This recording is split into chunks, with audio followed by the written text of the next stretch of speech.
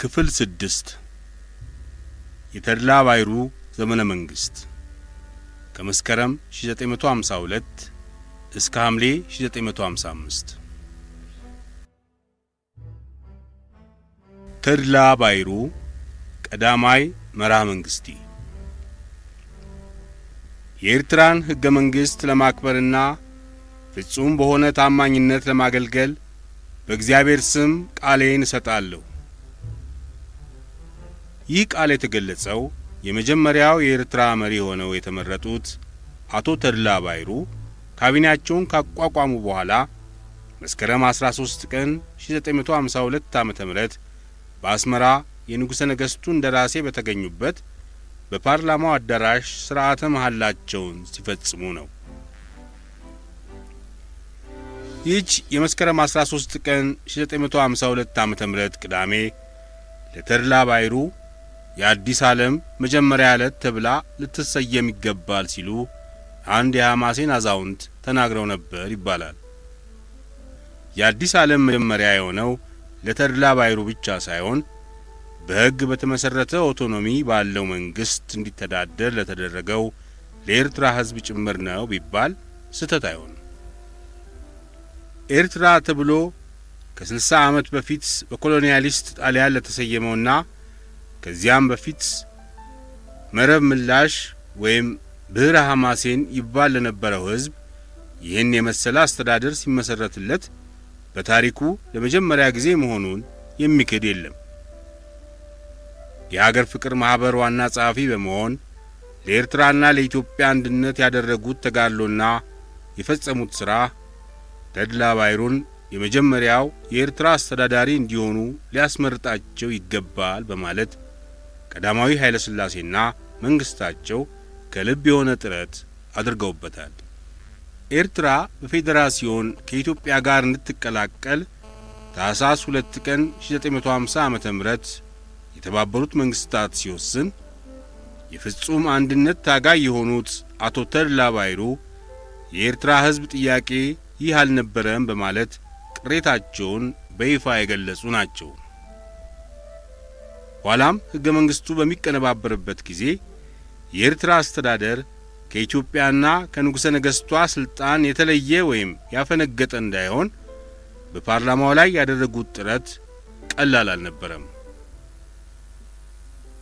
በዚህ ተድላ ባሳዩት ቀጥታ የሆነ የኢትዮጵያዊነት አቋም እንኳንስ ተቃዋሚዎቻቸው እንግሊዞችም ቢሆኑ አልተደሰቱም። ይህ ሰው በዚህ መንፈሱ የኤርትራን መሪነት ስልጣን ሲያገኝ ለቀዳማዊ ኃይለ ሥላሴ ፈረስ አቅራቢ ይሆናልና ተጠንቀቁ የሚል ፕሮፓጋንዳ በሰፊው ተነዛ። ሕገ መንግስቱ ጸድቆ ለቺፍ ኤክስኪዩቲቭነት ምርጫ ሲደረግ ቀዳማዊ ኃይለ ሥላሴ እንደተመኙት ተድላ ባይሩ ብቸኛ ተወዳዳሪ አልነበሩም።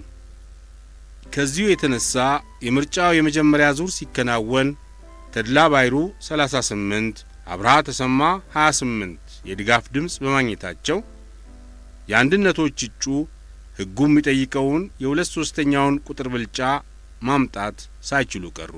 የሁለተኛው ዙር ሲደረግ ግን አንድነቶች ከመቼውም የበለጠ የውስጥ ኃይላቸውን ለማስተባበርና ከተቃዋሚዎቹም ወገኖች አንዳንዶቹን ለመማረክ በመቻላቸው ተድላ ባይሩ በ42 ድምፅ ብልጫ ባላጋራቸውን ደጃዝማች አብርሃ ተሰማን አሸንፈው የቺፍ ኤክስኪዩቲቭነቱን ስልጣን አገኙ።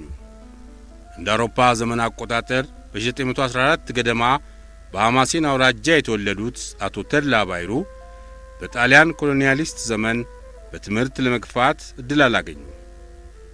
ለጥቂት ጊዜ ጣሊያኖች ወደ ፍሎረንስ የላኳቸው ጠቅላላ ትምህርት ለመቅሰም እንጂ ለአካዳሚ ትምህርት አልነበረም።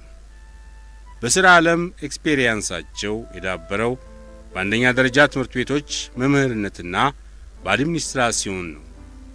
ከ1941 እስከ 1952 ድረስ ለኤርትራና ለኢትዮጵያ አንድነት ያደረጉት ተጋድሎ ከፍ ያለ ዝና ሰጥቷቸዋል። ከመስከረም 12 ቀን 1952 እስከ ሐምሌ 29 ቀን 1955 ዓ.ም ቺፍ ኤክስኪዩቲቭ ሆነው ኤርትራን አስተዳድረዋል።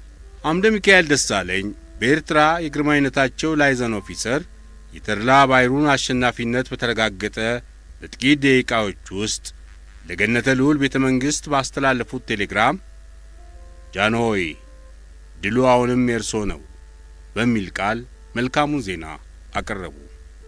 ከዚህም አያይዘው ኮንስቲቱሽኑ በሚጠናበት ጊዜ የምክር ቤቱ ምክትል ፕሬዝዳንት ሆነው ለኢትዮጵያ መልካም አስተያየት ያሳዩት የቀድሞ ተቃዋሚያችን ሼህ አሊ ሙሳ ራዳይ አሁን የፓርላማው ፕሬዝዳንት ሆነው በከፍተኛ ድምፅ መመረጣቸውን ገለጹ። የተድላ ባይሩና የአሊ ራዳይ መመረጥ ለኢትዮጵያ በጣም ጥሩ በመሆኑ ንጉሠ ነገሥቱ፣ ንጉሣዊው ቤተሰባቸውና ሚኒስትሮቻቸው እጅግ ደስ አላቸው። አዲሶቹ የሕዝብ ተመራጮች ቺፍ ኤክስኪዩቲቭ እና የፓርላማው ፕሬዝዳንት ቀዳማዊ ኃይለ ሥላሴ የፌዴሬሽኑን አክት በፊርማቸው በሚያጸድቁበትና መላው ኢትዮጵያ የአንድነቱን ታላቅ በዓል በሚያከብርበት ዕለት ተካፋይ ለመሆን አዲስ አበባ ሲገቡ ስለሚደረግላቸው አቀባበል የግርማዊነታቸው ልዩ ጽሕፈት ቤት በብዙ ተጨነቀበት። አቶ አክሊሉ ሀብተወልድ የውጭ ጉዳይ ሚኒስትርና ምክትላቸው ብላታ ዳዊት ቁባግዚ አውሮፕላን ጣቢያ ሄደው ቢቀበሏቸው የተገባ ይመስለኛል ሲሉ የጃንሆይ ልዩ ጸሐፊ ያቀረቡትን ሐሳብ ንጉሠ ነገሥቱ ሳያመነቱ ጸሐፌ ትእዛዝ ወልደ ጊዮርጊስም ሳይጠይቁ በቀጥታ በዚሁ ይፈጸም አሉ። ወዲያውኑ በዚያን ጊዜ ሲሳይ ለውጤ የተባለው ረዳት ልዩ ጸሐፊ አቶ ተፈራ ወርቅ ኪዳነ ወልድን ይቀድምና ለውጭ ጉዳይ ሚኒስትሩ ስልክ ደውሎ ከብላታ ዳዊት ቁበጊዜ ጋር ሆናችሁ መስከረም 10 ቀን 1952 አውሮፕላን ጣቢያ ተገኝታችሁ አቶ ተድላ ባይሩንና ሼክ አሊ ራዳይን እንድትቀበሉ ከጌቶቹ መታዘዙን አስታውቃለሁ ይላቸዋል። አቶ አክሊሉ በሰውየው አነጋገር ይበሳጩና የኤርትራን ቺፍ ኤክስኪዩቲቭ እንደ ውጭ አገር የክብር እንግዳ የንጉሠ ነገሥቱ የውጭ ጉዳይ ሚኒስትር አውሮፕላን ጣቢያ ሄዶ አይቀበልም። ለነ ተድላ የተለየ አቀባበል ሊደረግላቸው ያስፈልጋል ከተባለ ተገቢውን ተቀባይና አውቶሞቢል መመደብ ያለበት የግቢ ሚኒስቴር ነው ብለው ስልኩን ይዘጉበታል። ይህ የአቶ አክሊሉ የእልህ አነጋገር ከጃንሆይ ጆሮ የደረሰው የበለጠ ተጨማምሮና ተቀምሞ ትእዛዝ አልቀበልም ባይ መስሎ ስለሆነ ንጉሠ ነገሥቱ በጣም ተቆጥተው አክሊሉን ጥሩት ይላሉ። በዳቦ ላይ ሙልሙል እንደሚባለው አቶ አክሊሉ ተፈልገው ሳይገኙ ይቀራሉ። ይሄው የፉሞ አራጋቢ የሆነው ረዳት ልዩ ጸሐፊ እንደገና ወደ ጃንሆይ ይሄድና ሚኒስትሩ ከቢሮአቸው የሉም፣ ዋና ለመዋኘት ወደ ቢሾፍቱ ሳይሄዱ አልቀሩም፣ የሚመለሱትም ለበዓሉ ፕሮግራም ለመገኘት ነው እንጂ ከዚያ በፊት አይደለም ይባላል የሚል የበለጠ የሚያናድድ ዜና ያቀርብላቸዋል። ጃንሆይም በቁጣ የጽሕፈት ሚኒስትራቸውን ያስጠራሉ። ለተድላ ባይሩ እንደ ውጭ አገር እንግዳ የተለየ አቀባበል ሊደረግለት አይገባም ብለው አቶ አክሊሉ የተናገሩት ትክክለኛ አስተያየት መሆኑን ለማሳመን ጸሐፌ ትእዛዝ ወልደ ጊዮርጊስ ከጃንሆይ ጋር በብዙ ይከራከራሉ።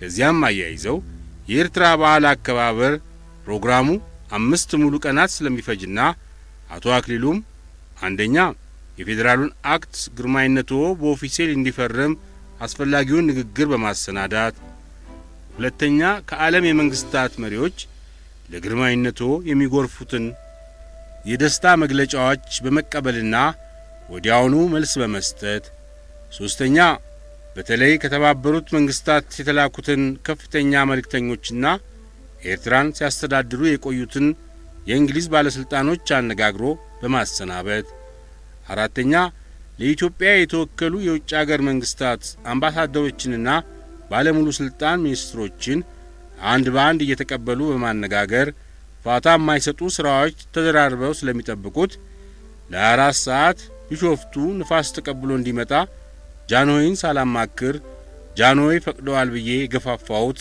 እኔ ስለሆንኩ ጥፋት ከሆነ እኔ እቀበላለሁ አሉ።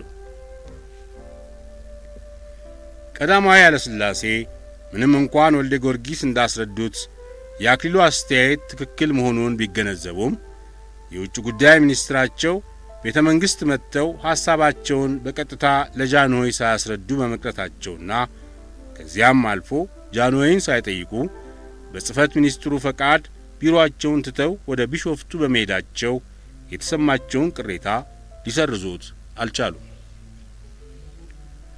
ለታላቁ በዓል ንጉሠ ነገሥቱ ለመላው ሕዝባቸውና ለዓለም የሚያሰሙት ንግግር የመጨረሻው እርማት ተጠናቆ በቁም ጽሑፍ ተገልብጦ ሲደርሳቸው አንድ አረፍተ ነገር እንዲታረም በቀይ እርሳስ አሻሽለው ምልክት አደረጉበት። ይኸውም የውጭ ጉዳይ ሚኒስትራችን አክሊሉ ሀብተወልድ የጣልንበትን አደራና የሰጠነውን ትእዛዝ በሚገባ ተከትሎ የኤርትራን ጉዳይ ለ7 ዓመታት በዓለም ጉባኤ ፊት በሰፊው ተከራከረበት የሚለው አረፍተ ነገር ተሰርዞ የውጭ ጉዳይ ሚኒስትራችን ወደ ጉባኤው እየተመላለሰ ለትክክለኛው ፍርድ ያለንን ጥያቄ በእኛ ስም እንዲያቀርብ አዘዝን በሚል ቃል እንዲለወጥ የጃንሆይ ውሳኔ ሆነ። አክሊሉ ሀብተወልድ በኤርትራ ጉዳይ የፈጸሙት አገልግሎት በታላቁ ዲስኩራቸው ውስጥ እንዲጠቀስ በዝግጅቱ ጊዜ ትእዛዝ የሰጡት ራሳቸው ጃንሆይ ቢሆኑም ከአንዴም ሁለቴ በቀረበላቸው ረቂቅ ላይ የውጭ ጉዳይ ሚኒስትራችን ለ7 ዓመታት በዓለም ጉባኤ ፊት በሰፊው ተከራከረበት የምትለዋን ቃል ሳያርሟት ያሳለፏት ቅር እያላቸው መሆኑ አይጠረጠርም። ነገር ግን በበዓሉ ዋዜማ ማታ የመጨረሻው ዝግጅት ተጠናቆ ሲቀርብላቸው በአክሊሉ ላይ የተበሳጩበት ጊዜ ስለሆነ ያቺን የማይወዷትን አቀራረብ ለማዳከምና ለመለወጥ አመቻቸው። አቶ አክሊሉ ከዚያ ከረዳት ልዩ ጸሐፊው ጋር በረጅሙ ከመነጋገር ይልቅ ሐሳባቸውን በቀጥታ ለጃንሆይ ቢገልጹ ኖሮ ቀጥሎም ሳያስፈቅዱ ለመዝናናት ወደ ቢሾፍቱ ከመሄድ ቢታገሱ ኖሮ የኤርትራን ጉዳይ ለ7 ዓመታት በዓለም ጉባኤ ፊት በሰፊው መከራከራቸውን ንጉሠ ነገሥቱ ለኢትዮጵያ ሕዝብ ያስረዱላቸው ነበር። ሆኖም በልማድ እንደሚታወቀው ይህን የመሰለ ከፍተኛ ዲስኩር ሲደረግ ማናቸውንም ጉዳይ ንጉሠ ነገሥቱ መሥራታቸውን እንጂ ከሚኒስትሮቻቸው መካከል ስም እየተጠራ ገብረ ማርያም ይህን አደረገ፣ ወልደ ማርያም ይህን ፈጸመ እየተባለ አይነገርም። በኤርትራ ጉዳይ ግን ንጉሠ ነገሥቱ ባደረጉት ታሪካዊ ዲስኩር ውስጥ የውጭ ጉዳይ ሚኒስትራችን ወደ ጉባኤው እየተመላለሰ በእኛ ስም እንዲሠራ አደረግን ብለው መናገራቸው በዘመነ መንግሥታቸው ለማንም ያላደረጉት ስለሆነ በዚህ ረገድ አቶ አክሊሉ ሀብተወልድ የተለየ ዕድል አግኝተዋል ለማለት ይቻላል።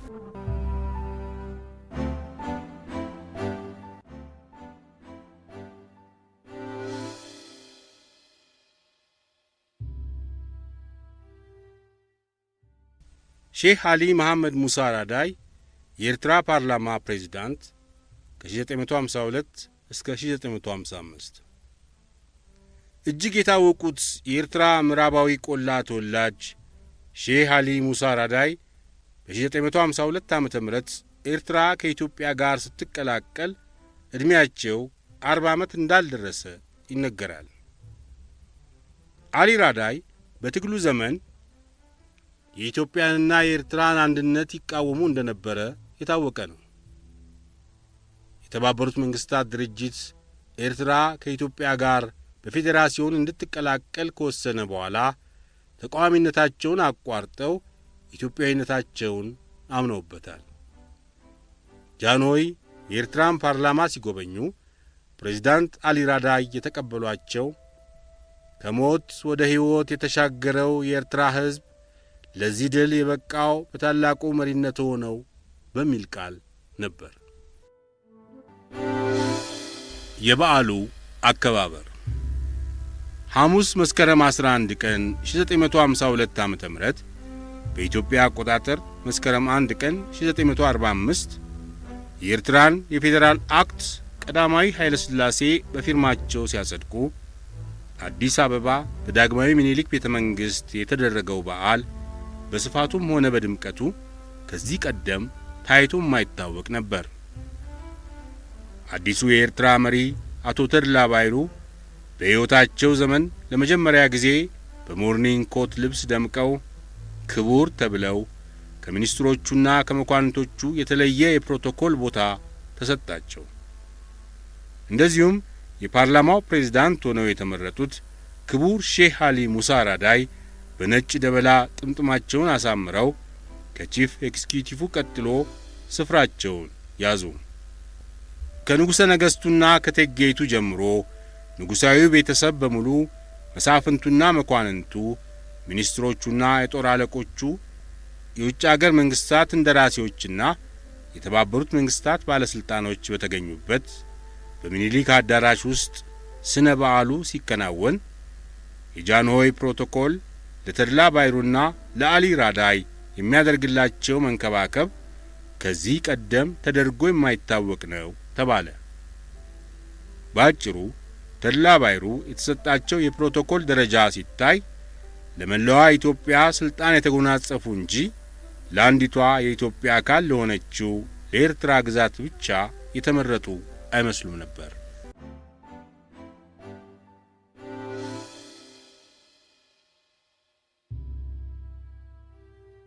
በሻምፓኙ ግብዣ ላይ ተድላ ባይሩና አሊ ራዳይ ተራ በተራ እየተጠሩ ከጃንሆይ ጋር ለመነጋገር ሲቀርቡ ቀዳማዊ ኃይለ ሥላሴ የሚያደርጉላቸው ፈገግታ፣ ንጉሣዊው ቤተሰብና መሳፍንቱ የሚያሳዩአቸው የደስታ ገጽታ ከዚህ ቀደም ለማንም ያልተደረገ በመሆኑ ያልተገረመ አልነበረም። በተለይ የፓርላማው ፕሬዝዳንት ሼህ አሊ ራዳይ ይህን ሁሉ የተሰጣቸውን ክብርና ወግ ሲያዩ በዚያ በትግሉ ዘመን ኤርትራ ከኢትዮጵያ ጋር መቀላቀል የለባትም በማለት ሲቃወሙ መኖራቸው ትክክል አልነበረም ብለው ራሳቸውን ሳያወቅሱ አልቀረም።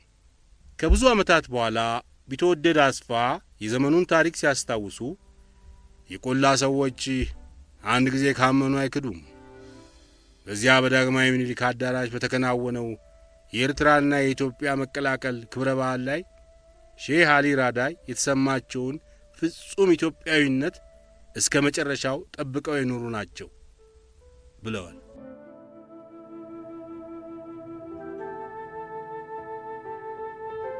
ለዚህ ታላቅ በዓል በተዘጋጀው ሰፊ በሆነው ፕሮግራም መሠረት አንደኛ ንጉሠ ነገሥቱ ኤርትራን ወደ ኢትዮጵያ ለመመለስ በዘመነ መንግሥታቸው ያደረጉትን ድካም ለሕዝባቸውና ለመላው ዓለም ለማሰማት፣ ሁለተኛ ጸሐፌ ትእዛዙ የኤርትራን ከኢትዮጵያ ጋር መቀላቀል የሚያስረውን አዋጅ ለሕዝብ ለማስተዋወቅ፣ ሦስተኛ የውጭ ጉዳይ ሚኒስትሩ የፌዴራሉን አክት ንጉሠ ነገሥቱ በፊርማቸው እንዲያጸድቁት በኦፊሴል ለመጠየቅ፣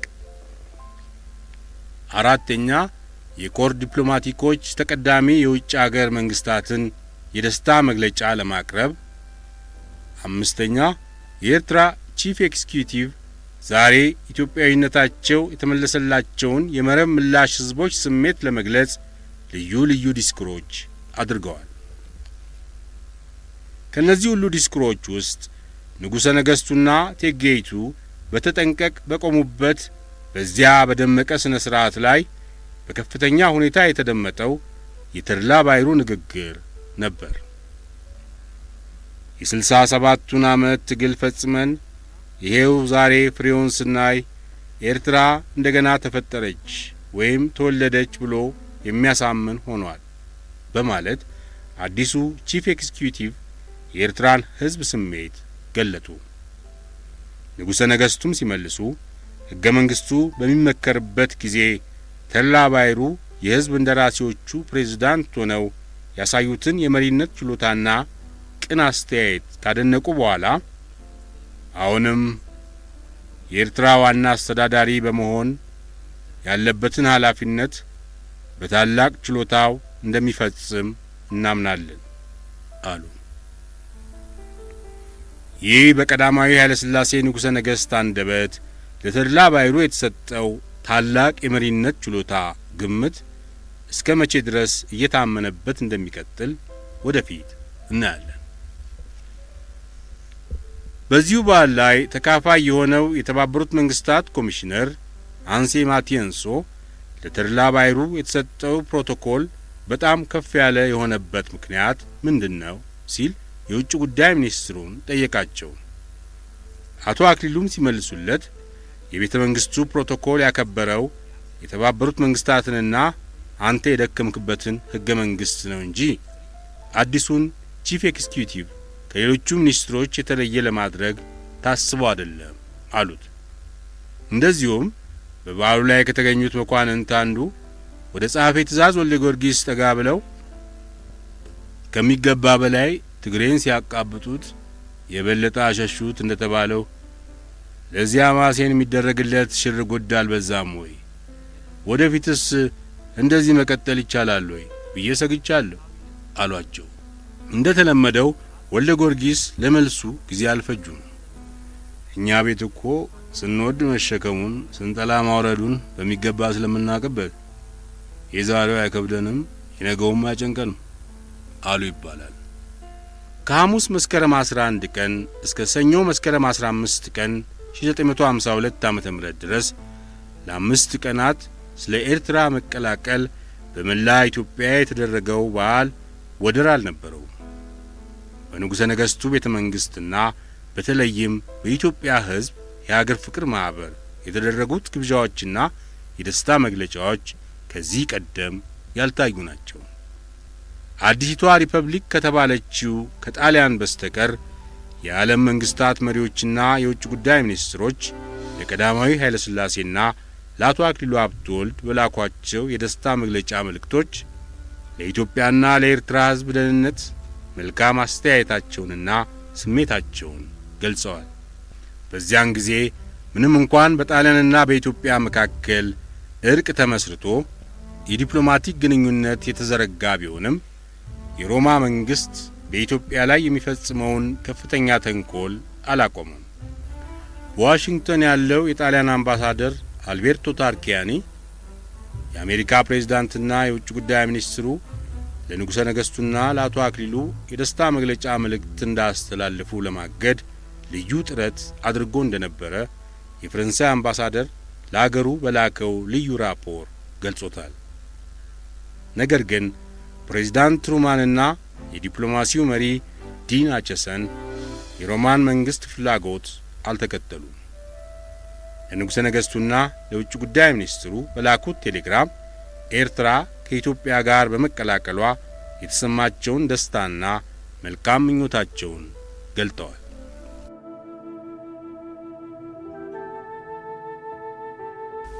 ንጉሠ ነገሥቱ መረብን ከፈቱ።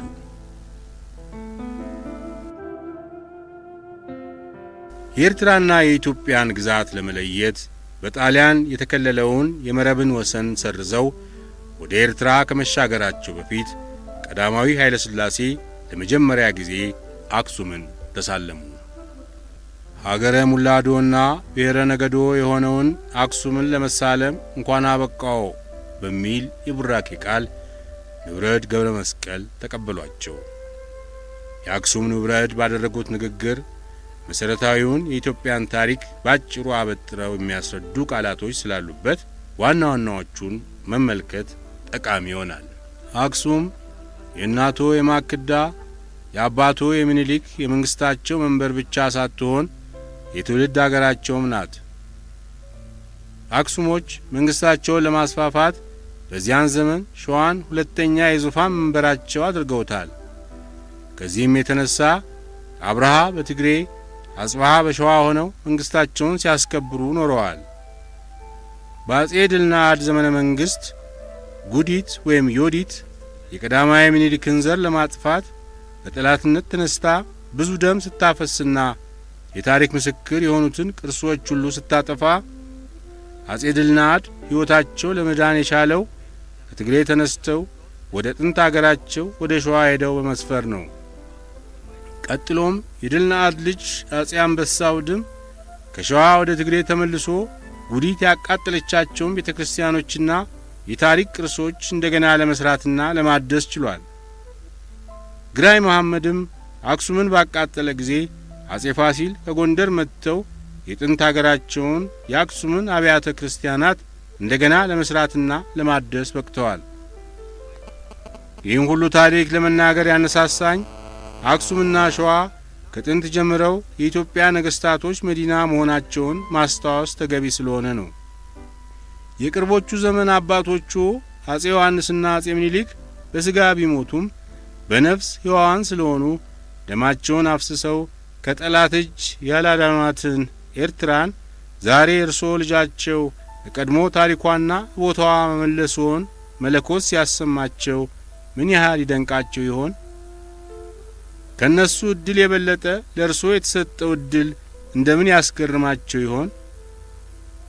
ነቢዩ መንገድህን የሚጠርግ መልአክ በፊትህ ልክልሃለሁ እንዳለው ንጉሠ ምድር ሆነው የኖሩት ንጉሠ ነገሥት ዛሬ ንጉሠ ባሕርም ለመሆን ገጽዎን ወደ ምጽዋ ስለመለሱ እግዚአብሔር ጉዞውን እንዲባርክልዎ እንለምነዋለን።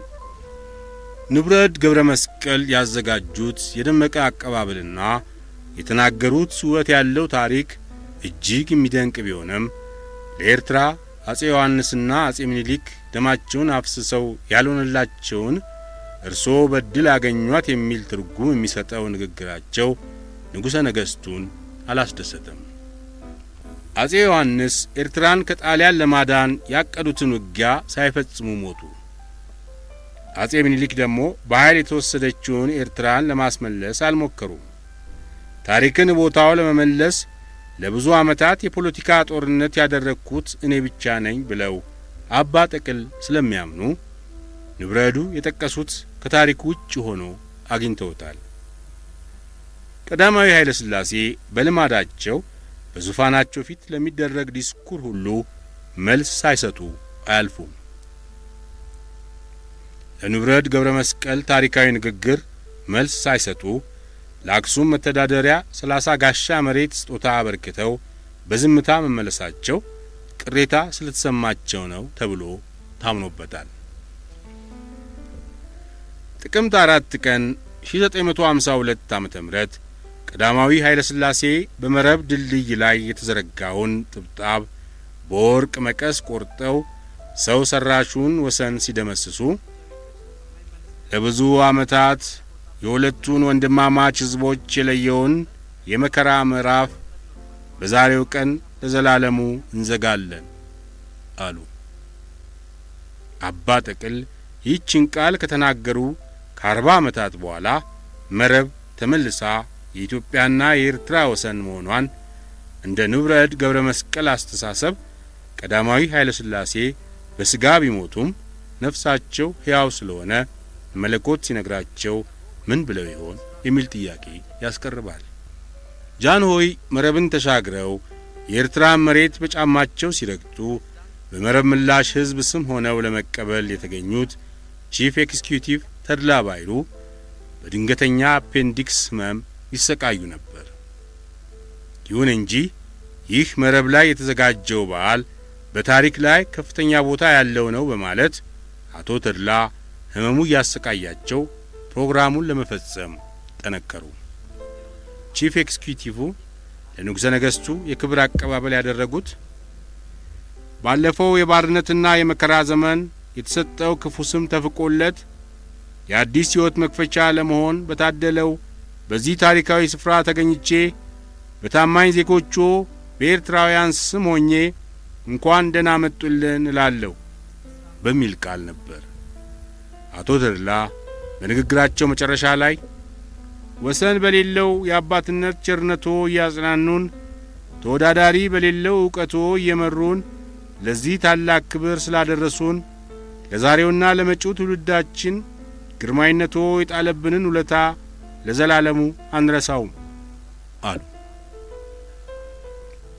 ጃንሆይም ለተድላ ሲመልሱ ለሁለቱ ወንድማማች ለሆኑት ሕዝቦቻችን የከፈትነው ነጻ መገናኛ ዘላለማዊ የተቀደሰና ምንጊዜም የማይደመሰስ መሆኑን ለመላው ዓለም ገልጦ የሚያሳይ ነው ብለዋል።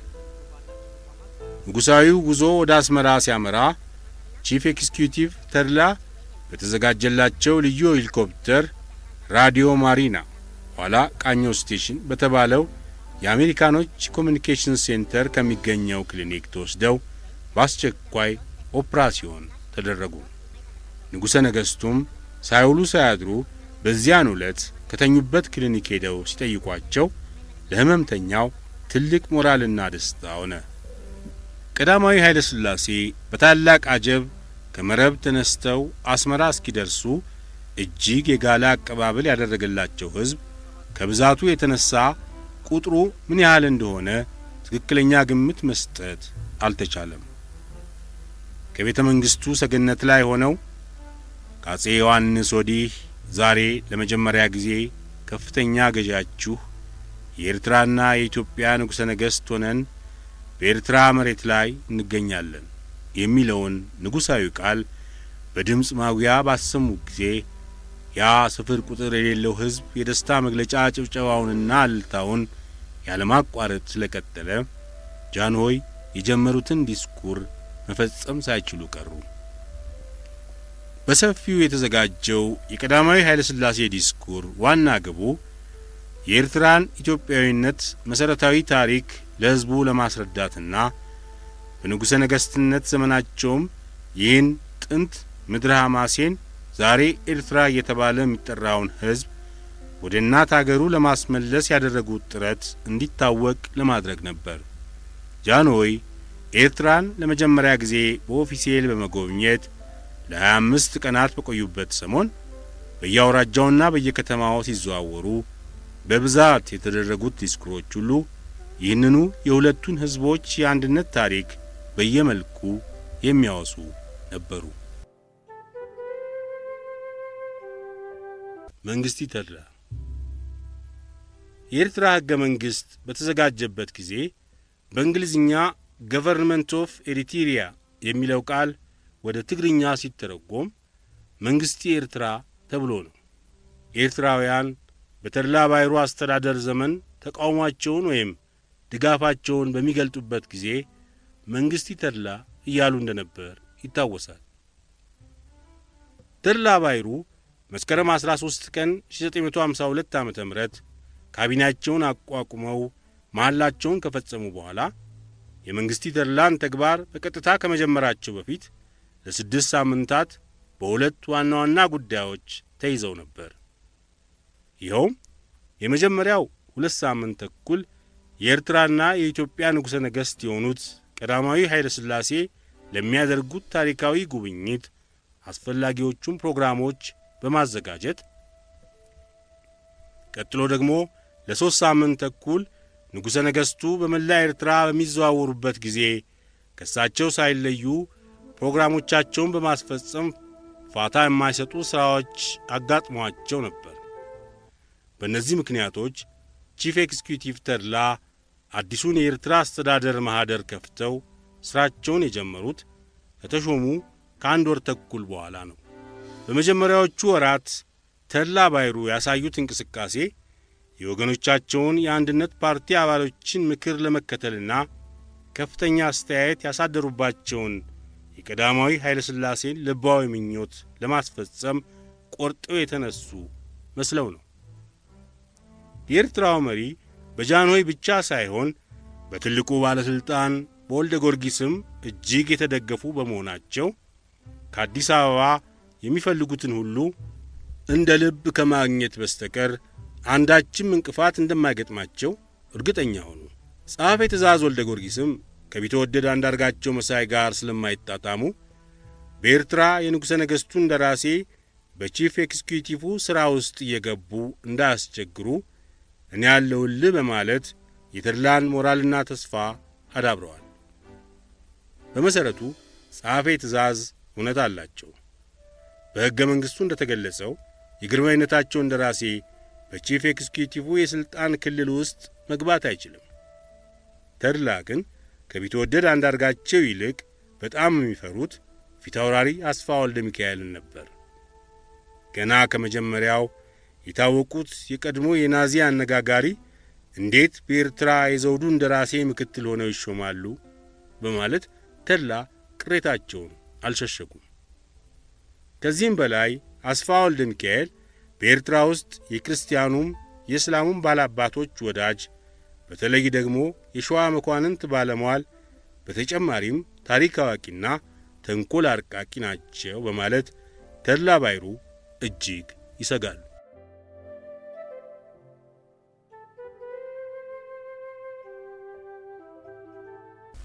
ፊታውራሪ አስፋ ደግሞ ተድላ ባይሩ ምንም እንከን በሌለው ኢትዮጵያዊነት ለአንድነት ከፍተኛ ተጋድሎ ያደረጉ ቢሆንም የፖለቲካ ስልትና ከሰዎች ጋር የመቀራረብ ዘዴ የሌላቸው የስልጣን አያያዝና የአመራር ችሎታ የሚያጥራቸው ናቸው በማለት የሥራ ፍሬያቸውን ይጠራጠራሉ። ስለዚህ ከቢትወደድ አንዳርጋቸው ጋር ሆነን እኛ በምክርና በዘዴ እየመራናቸው ፌዴሬሽኑ ሳይዘገይ በቶሎ እየላላ ፍጹም የሆነውን አንድነት ከግቡ ማድረስ አለብን ብለው ዓላማቸውን መስርተዋል። ፊታውራሪ ቢትወደድን ይዘው ይህን እቅድ የወጠኑት ከራሳቸው በመነጨ ሐሳብ ወይስ ከንጉሠ ነገሥቱ በተሰጣቸው አደራ ነው ለሚለው ጥያቄ መልስ የሚሰጥ ማስረጃ አልተገኘለትም።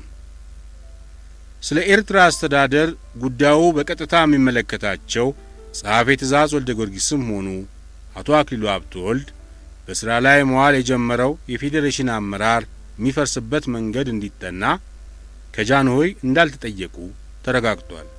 ይሁን እንጂ የልዕልት ተናኘ ወርቅ ኃይለ ሥላሴ ባለቤት በንጉሣዊ ቤተሰብነታቸው አስፋ ወልደ ሚካኤልም ከ10 ዓመት ጀምሮ በተመሠረተው ባለሟልነታቸው የፌዴሬሽኑን መፍረስ ወይም ማላላት በስውር መንገድ አማክረው ከአባ ጠቅል መምሪያ ሳይቀበሉ አልቀሩም ተብሎ ይነገራል። ቀዳማዊ ኃይለ ሥላሴ ግን ስለ ኤርትራ ጉዳይ በይፋ በሚያደርጉት ንግግር ሁሉ በተባበሩት መንግስታት የተዘጋጀውና በእሳቸው የጸደቀው ሕገ መንግሥት መከበር እንዳለበት ከማስገንዘብ አላቋረጡም። ፌዴሬሽኑ ሩቅ ሳይጓዝ ባጭሩ እንዲቀጭ ውስጥ ውስጡን ለሚዘጋጀው ፕላን መሐንዲስ የሆኑት አስፋ ወልደ ሚካኤል በዚያን ዘመን ትልቁ ስጋታቸው ምን እንደነበረ ሲያስረዱ ፌዴሬሽኑን እያዳከምን የኤርትራ ሕዝብ ከናቱ ከኢትዮጵያ የተለየ አስተዳደር የሌለው መሆኑን እንዲሰማው ካላደረግን የማቴንሶ ኮንስቲቱሽን እየተለመደና እየጣመ በመጨረሻም የፍጹም ኢትዮጵያዊነት መንፈስ እየቀዘቀዘ ስለሚሄድ ነው ብለዋል። በመሰረቱ በዚያ ሐሳብ የጃንሆይ ምክትል እንደራሴ ብቻቸውን የቆሙ አልነበሩም። የተባበሩት መንግስታት ይህን ፌዴሬሽን የተባለ እንቅፋት ተከለብን በማለት እጅግ ያዘኑት የኤርትራ መኳንንትና ወይዛዝርት ለምሳሌ ያህል እነ ራስ ኪዳነ ማርያም ገብረ መስቀል፣ እነ ራስ በየነ ባራኪ፣ እነ ራስ ኃይሌ ተስፋ ማርያም፣ እነ ከንቲባ ኦስማን፣ እነ ሼህ አላሚን አብዱል ቃድር፣ እነ መላከ ሰላም ዲሜጥሮስ ገብረ ማርያም፣ እነ ወይዘሮ አስካለ ማርያም የማንና ሌሎችም ከአስፋ ወልደ ሚካኤል ጋር ይተባበራሉ። ይሁን እንጂ ይህ በማኅበረ ፍቅር የአገር አባሎች የሚውጠነጠነው የፌዴሬሽን አስተዳደር ፕሮብሌም በኤርትራና በኢትዮጵያ ሕዝቦች ዘንድ ጥቅምና ጉዳቱ ተለይቶ የሚታወቅ አልነበረም። ከሸዋ ሕዝብ ከ190ው ኤርትራ ከኢትዮጵያ ጋር መቀላቀሏን እንጂ ፌዴሬሽን፣ ፌዴራል አክት፣ ቺፍ ኤክስኪዩቲቭ እየተባሉ የሚጠሩት ቃላቶች ሁሉ እያንዳንዳቸው ምን ትርጉም እንዳላቸው አልተረዳም። በታሪክና በባህል የሚራቀቀው የጎጃምና የጎንደር ሕዝብ ሐማሴኖች ወደኛ መጥተዋል እያለ የተለመደ ትችቱን ወረወረ እንጂ ስለ ሕገ መንግሥቱ ሆነ ስለ አስተዳደሩ ያለውን ጣጣ አልሰማም። በሌሎቹም ጠቅላይ ግዛቶች በከፋ ሆነ በወለጋ፣ በአሩሲ ሆነ በሲዳሞ ያለው ሕዝብ ኤርትራ ወደ ኢትዮጵያ ተቀላቀለች ተብሎ የሚነገረውን ከመስማት በስተቀር ሌላውን ጉዳይ አላወቀም። ከንጉሠ ነገሥቱ ሚኒስትሮችና ከፍተኛ ባለስልጣኖች መካከል አብዛኛዎቹ ይህ ኤርትራ ላይ የተፈጠረ ፌዴሬሽን የተባለ ሕግ ለአንዲት ኢትዮጵያ ተብሎ በብዙ ችግር ለተቋቋመው የቀዳማዊ ኃይለ ሥላሴ አስተዳደር አጉል ምሳሌ የሚሰጥ ነው ብለው ይጨነቃሉ። በጣም ጥቂቶቹ ደግሞ ዕድሜ ለተባበሩት መንግስታት ድርጅት ይህ ለኤርትራ የተሰጠው የውስጥ አስተዳደር መብት ለሌሎችም የኢትዮጵያ አውራጃዎች እድሉ እንዲሰጥ ቀዳማዊ ኃይለ ሥላሴን ስለሚያስገድዳቸው በሀገራችን ላይ የሚያንሰራራውን የፊውዳልን ደመና ለመጥረግና የልማት እድገትን ለማፋጠን ይረዳል ብለው ይደሰታሉ። ዞሮ ዞሮ የእነዚህ የጥቂቶች አዲስ መጥ ኢንቴሌክቹዋሎች ሐሳባቸው ወደ ሕዝቡ የሚዛመትበት መንገድ ስለሌለውና ምኞታቸውም እዚያው እቴጌ ሆቴል በሚሰባሰቡበት ባር ቀልጦ የሚቀር ስለሆነ መንግስት የእነሱን አስተያየት በቁም ነገር ለማጥናት አልተጨነቀበትም። መስከረም 11 ቀን 1952 ዓ.ም በኢትዮጵያ አቆጣጠር ዘመነ ማቴዎስ መስከረም 1 ቀን 1945 ዓ.ም የኤርትራ ፌዴራል አክት ሲፈረም አዲስ አበባ በተከበረው ሰፊው በዓል ላይና ከዚያም ቀጥሎ ቀዳማዊ ኃይለ ሥላሴ መረብን አቋርጠው በኤርትራ በከረሙባቸው ጊዜያት የተደረጉት ዲስኩሮች ሁሉ አንድነትና ታሪክን ከሚመለከት ውጪ ስለ ፌዴሬሽኑ ሥርዓትና ስለ ሕገ መንግሥቱ የሚያብራሩ ቃላቶች አልተሰሙባቸውም።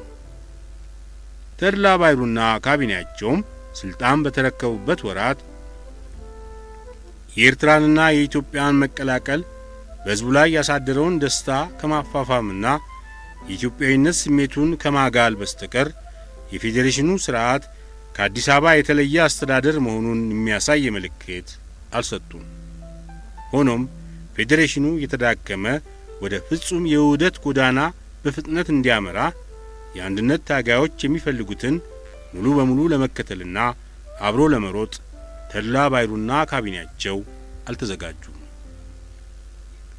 የተድላ አስተያየት ፌዴሬሽኑን ሰርዘን አንድነትን ለማዋሃድ በእርጋታና በዘዴ ካልሰራ ነው በስተቀር ሲሮጡ የታጠቁት ሲሮጡ ይፈታል እንደሚባለው በጥድፊያ የምንገነባው ድልድይ ሳያሻግረን ገደል ውስጥ ሊጥለን ይችላል የሚል ነው።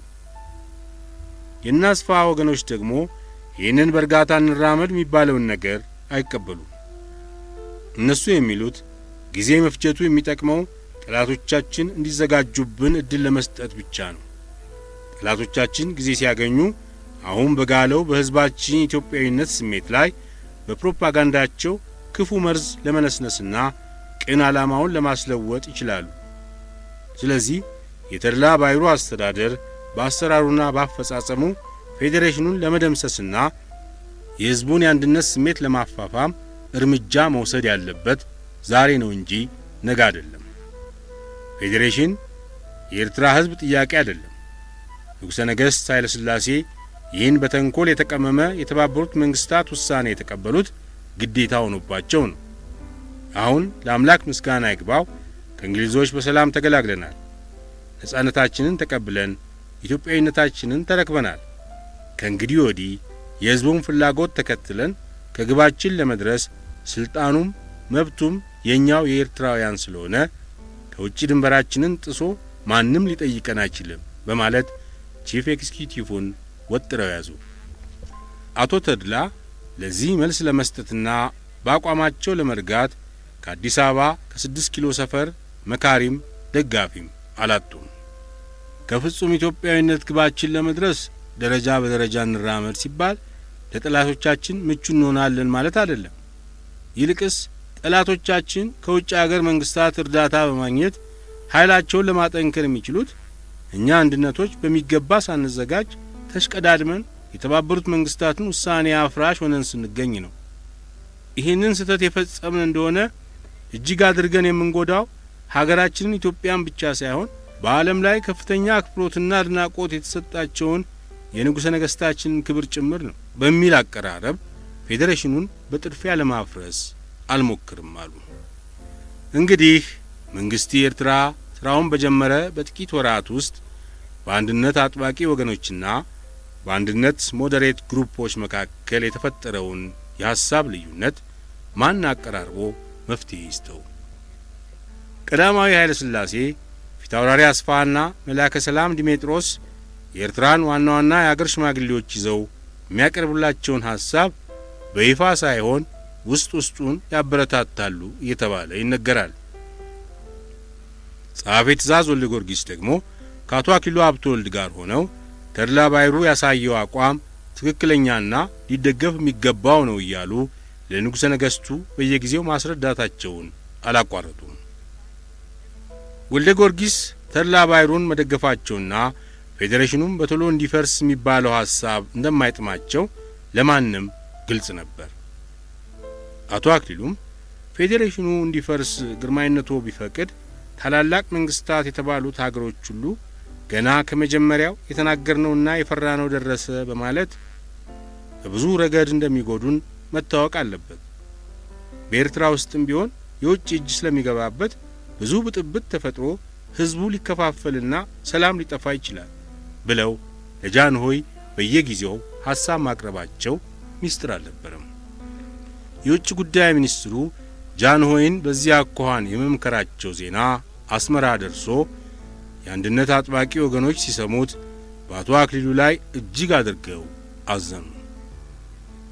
በጃንሆይ መልካም ፈቃድ የራስ ወርቅ ያሰሩትና የደጃዝማችነት ወርቀ ዘቦ ካባ ያጠለቁት ታላላቆቹ የኤርትራ መኳንንት ወዲያውኑ ለጃንሆይ በላኩት መልእክት ስለ ውጭ ጉዳይ ሚኒስትሩ የገለጹት አስተያየት ዋና ዋናው የሚከተለው ነበር።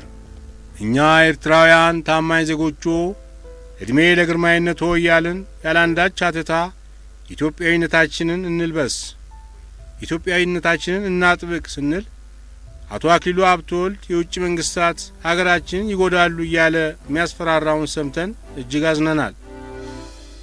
ፈረንጆች ምንጊዜም ለኢትዮጵያ የማይተኙላት መሆናቸውን በቂ ታሪክ ምስክር አለን። አቶ አክሊሉም ደህና አድርጎ ያውቀዋል። ደግሞስ እኛ የመረምላሽ ህዝቦች መሰረታችን የሆነውን ኢትዮጵያዊነታችንን ብናጠብቅ የፈረንጆቹ ጥቅም የሚነካው እምኑ ላይ እንደሆነ አቶ አክሊሉ አላስረዳንም። አቶ አክሊሉ የታላቁ ጌታችንን መልእክት አደራ ይዞ በዓለም በመዞር ብዙ እንደሰራ፣ ብዙ እንደደከመ፣ ብዙ እንደተሟገተ እናውቃለን። ነገር ግን እኛ በኢትዮጵያዊነት የአገር ፍቅር የምንታገል የኤርትራ ህዝቦች ዓላማችንና ሐሳባችን ምን እንደሆነ አቶ አክሊሉ በትክክሉ አልተረዳልንም።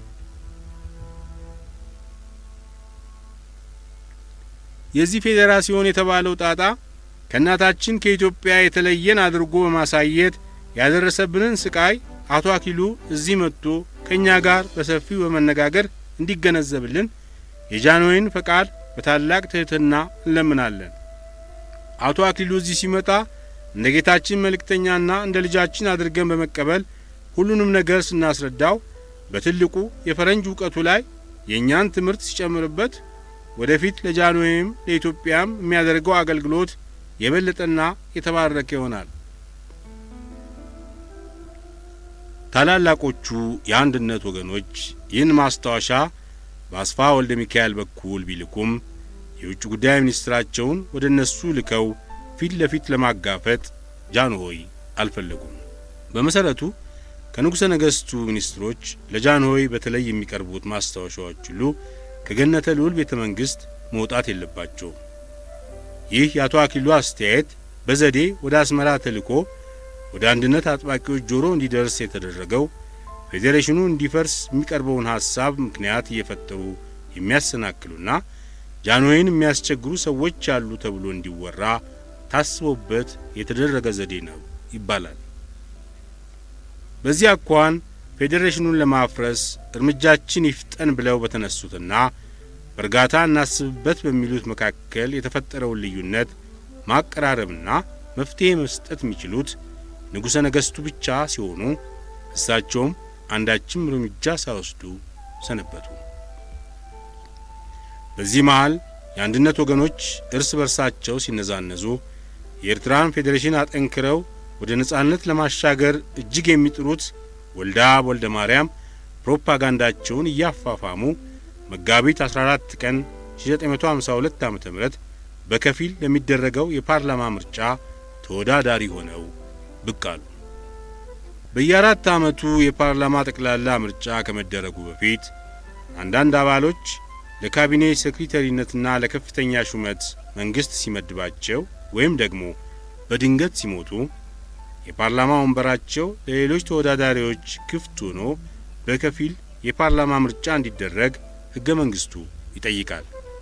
በመጋቢት 1952 ዓ.ም የኤርትራን ሕገ መንግስት ለማዘጋጀት የሕዝብ እንደራሴዎች ጠቅላላ ምርጫ በተደረገ ጊዜ ወልደ ማርያም ከተሸነፉት ተወዳዳሪዎች አንዱ መሆናቸው ይታወሳል። በዚያን ጊዜ ተድላ ባይሩና ወዳጆቻቸው በእንግሊዞች እርዳታ የኢብራሂም ሱልጣንን መመረጥ ከምንም ሳይቆጥሩት በወልደአብ መሸነፍ እጅግ ተደስተው ነበር። አሁን ከአንድ ዓመት በኋላ በዚህ በመጋቢት 1953 ዓመተ ምህረት ለተወሰኑ ቦታዎች የከፊል የፓርላማ ምርጫ ሲደረግ ወልደአብ አስመራ ላይ ቀርበው ለመወዳደር ባደረጉት ዝግጅት አሸናፊ እንደሚሆኑ ተገመተ።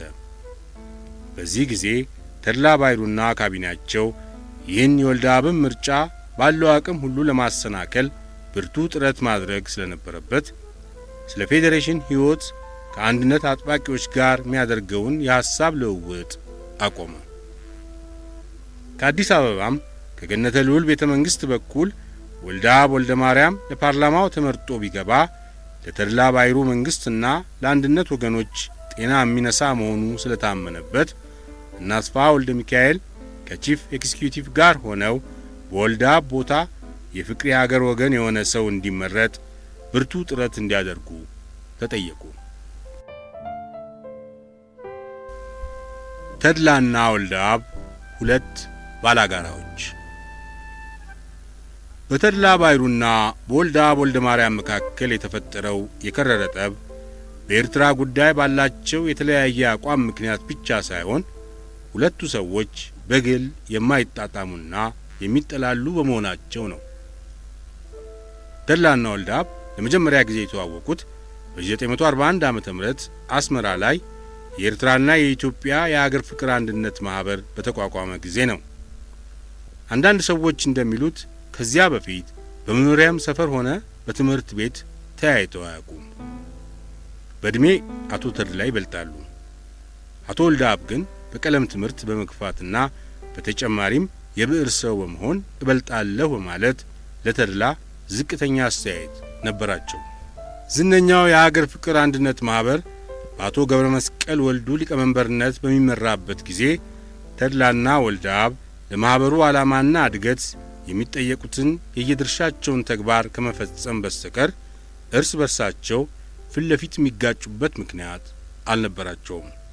ማህበሩ በተቋቋመ በሶስተኛው ዓመት ላይ ለዚህ እጅግ ከፍ ላለው ለኤርትራና ለኢትዮጵያ አንድነት ጉዳይ በመሪነቱ ቦታ የኤርትራ ታላላቅ መኳንንቶችና የሃይማኖት መሪዎች ግንባር ቀደም ቢሆኑ ሕዝቡን በይበልጥ ለማሰባሰብና ዓላማውን እንዲከተል ለማድረግ ይረዳል ተብሎ በመማክርቱ ጉባኤ ተወሰነ።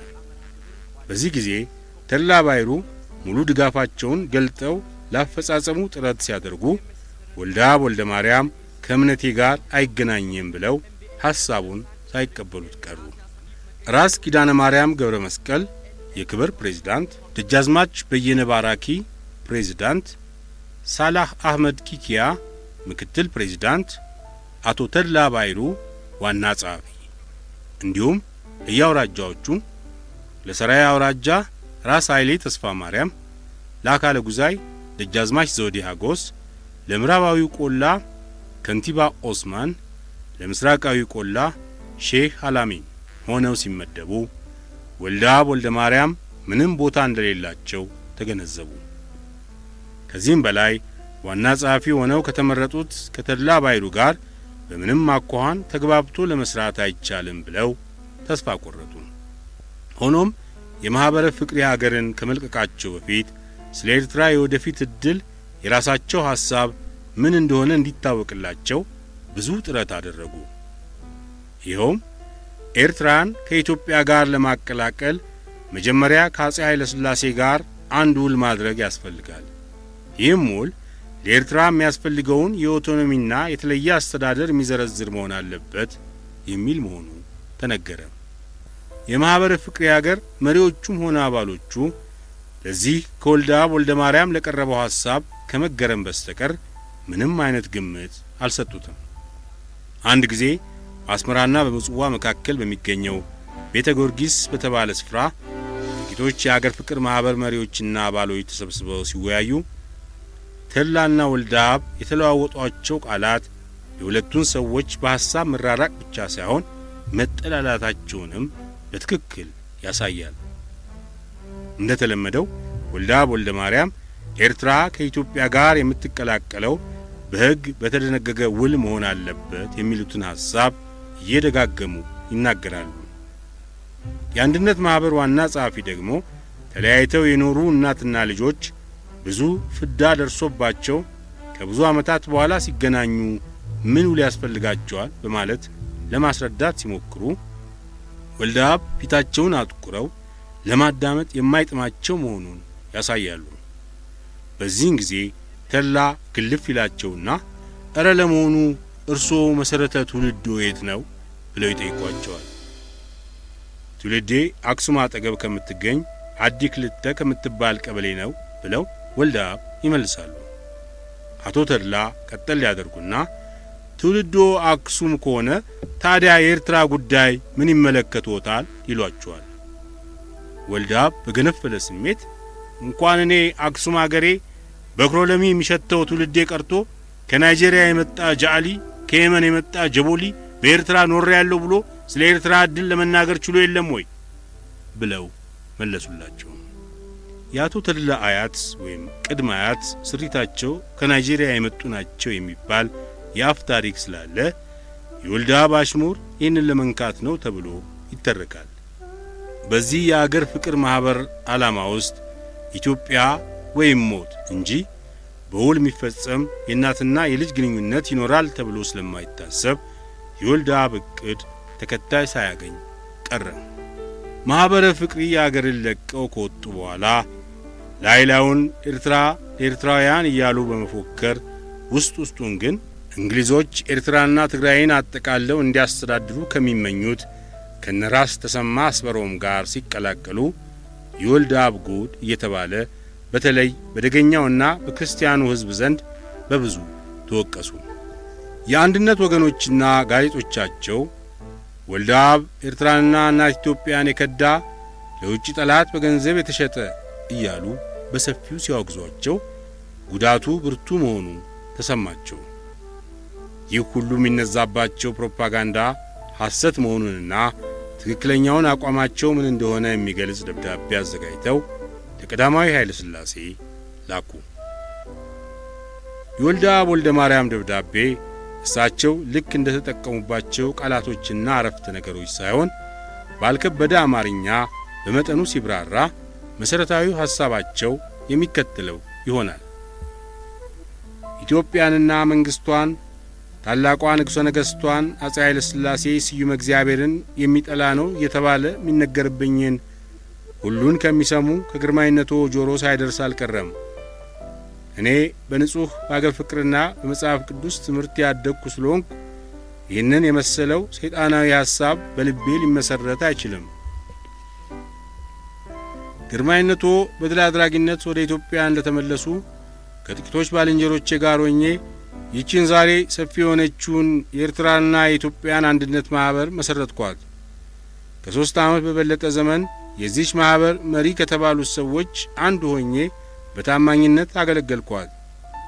የኤርትራ ሕዝብ ከጣሊያን ከተላቀቀ በኋላ ወደ ኢትዮጵያ ለመግባት መናፈቅ የጀመረው ለራሴ ምስጋና በመፈለግ ሳይሆን አብዛኛው ምክንያት እኔ ባደረግኩት የጋዜጣ ስብከት ነው።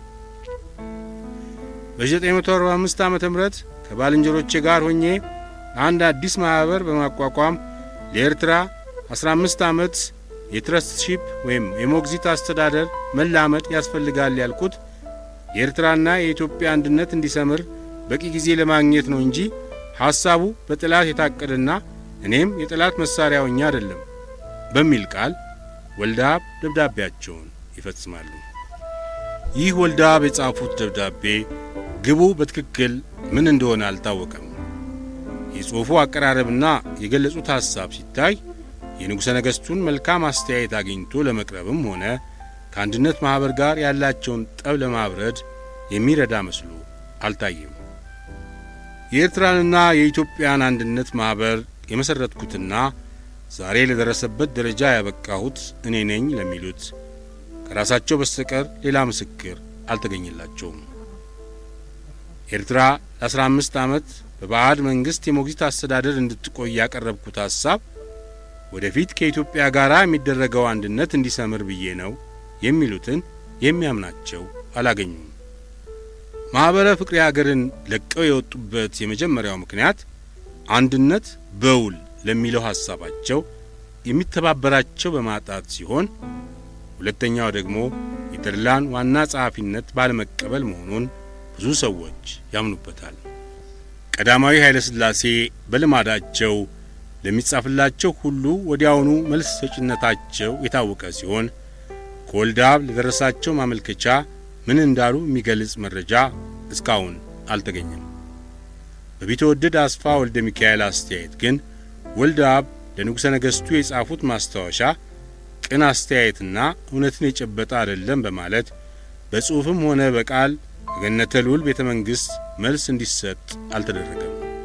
እንግዲህ ለጉዳዩ እልባት ለመስጠት ወልደአብ ወልደ ማርያም ኢትዮጵያንና መንግሥቷን ሸዋ፣ አማራ እያሉ የሚጠሉ የኤርትራን ወደ ኢትዮጵያ መመለስ የማይፈልጉ ናቸው ተብሎ የታመነበትን ይህ የጻፉት ደብዳቤ ሊያሻሽለው ወይም ሊለውጠው አልቻለም ብሎ ከመዝጋት በስተቀር ሌላ መንገድ የለም።